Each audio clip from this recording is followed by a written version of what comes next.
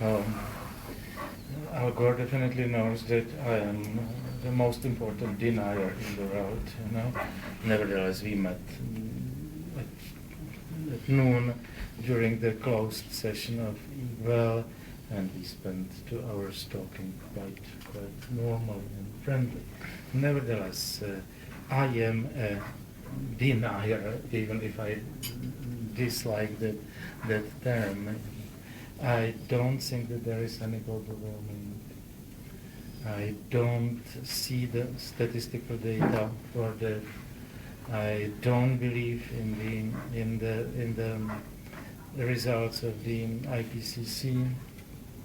There are many competing theories in the field of climatology vis-a-vis the IPCC publications. I'm very sorry that some people like Al Gore are not ready to listen to the competing theories.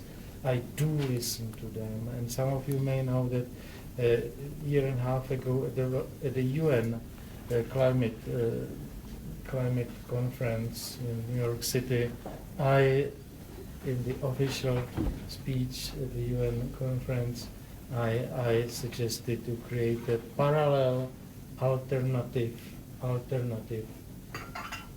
intergovernmental panel based on different alternative theories, but of course no one is following the issue.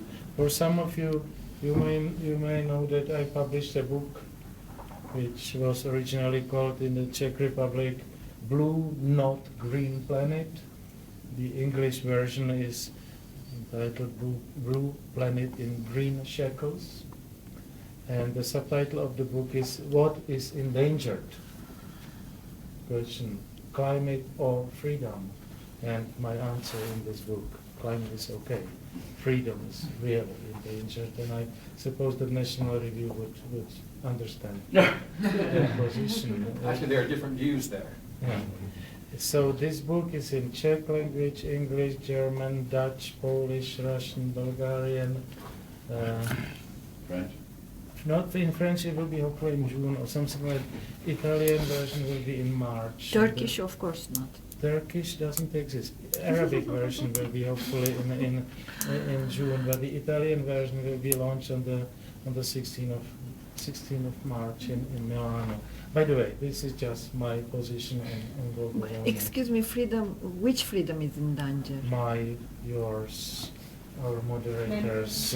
All the freedom. On the national freedoms, the freedom of publishing the National Review, and so on. Freedom of having Bloomberg TV. So because of Al Gore?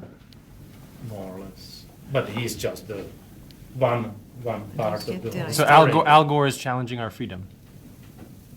Environmentalism and the global warming alarmism is challenging our freedom.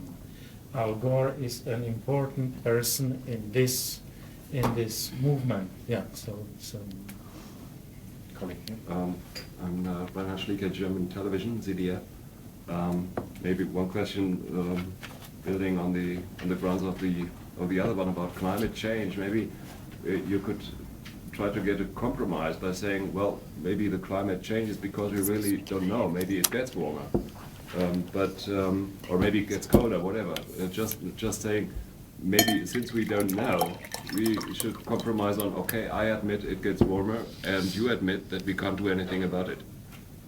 That's a very unfair compromise, you know, because I would say we had a discussion where people like Al Gore, Tony Blair, and many others were participating now in the equal session of the leaders behind the closed doors, and there was a debate that someone told me that you believe that there is no climate change.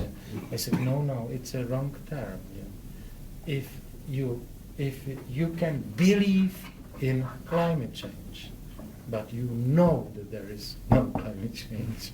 So playing with the words believe and to know is a big difference. You know, look really seriously about the statistics. So one issue is discussing the reality. Another issue is discussing the plans project to cut the emissions, CO2 emissions and things like that. You know, I admire all the politicians sitting today next to me, speaking about -20%, -30%, -50% CO2 emissions. I admire them because most of those politicians come from the countries which signed the Kyoto Protocol. The Kyoto Protocol target was -6.5%, you know, for most of the countries. Most of the countries present at the same discussion this morning in the Congress hall. You know, are not fulfilling the Kyoto Protocol. That's fair to say. You know, the most dramatic speech was done by the Japanese Prime Minister, and I said, Mr. Prime Minister, it's -50% CO2 emissions. They said, that's absolutely perfect, Mr. Prime Minister. Just, I know as a statistician, if you look at data, I know that Japan is not fulfilling the Kyoto Protocol. So the promise to go down 6.5%. So to suggest -50% is nice. It's okay. But I don't, as an economist, I don't take it as a realistic project. And that's my problem. You know. It's not a question of belief, disbelief. To cut emissions that size means you must believe in a miracle in energy efficiency, not just an improvement. But if you want to cut 50%, you must expect a miracle in technologies and energy efficiency, which miracles don't exist. Miracles never happen, you know, at least for rational people.